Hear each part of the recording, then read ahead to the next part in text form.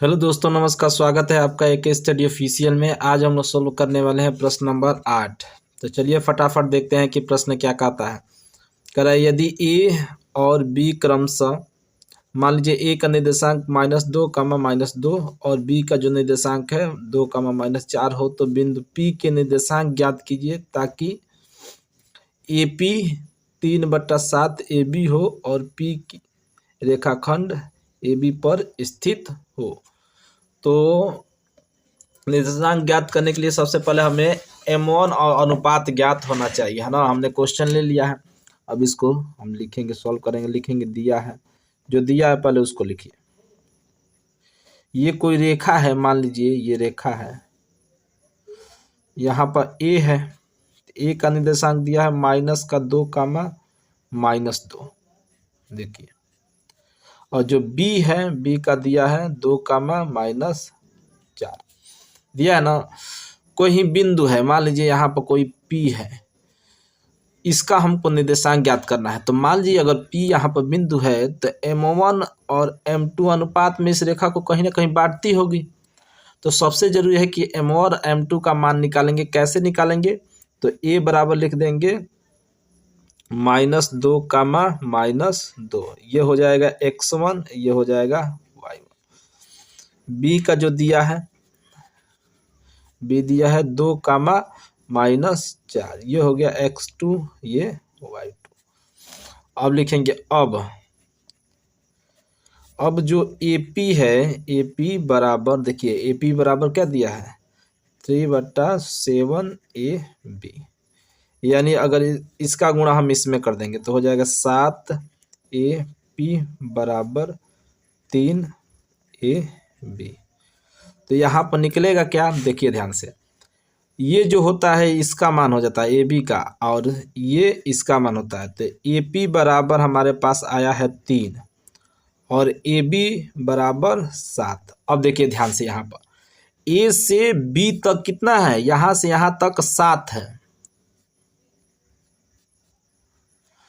यहाँ तक AP, A से P तक कितना आया है, तो यहाँ से 3 आया है। तो बताइए ये कितना होगा, ये 4 होगा कि नहीं?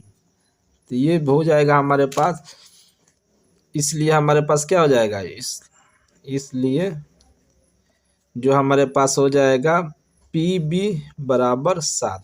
यानी हम लिख सकते हैं M1 का मान आ गया 3 और M2 का मान 4।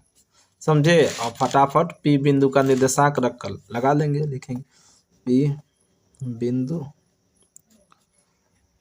का निर्देशांक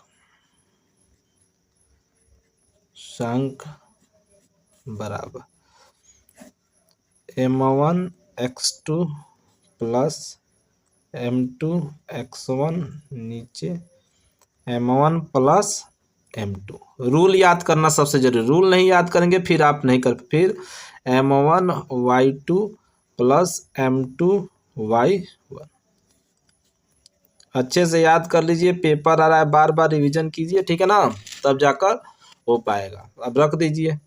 M1 का मान आया है 3, x2 का मान है 2, x2 का मान 2 प्लस M2 का मान आया है 4 और x1 का -2, नीचे हो गया 3 + 4 का मान 3।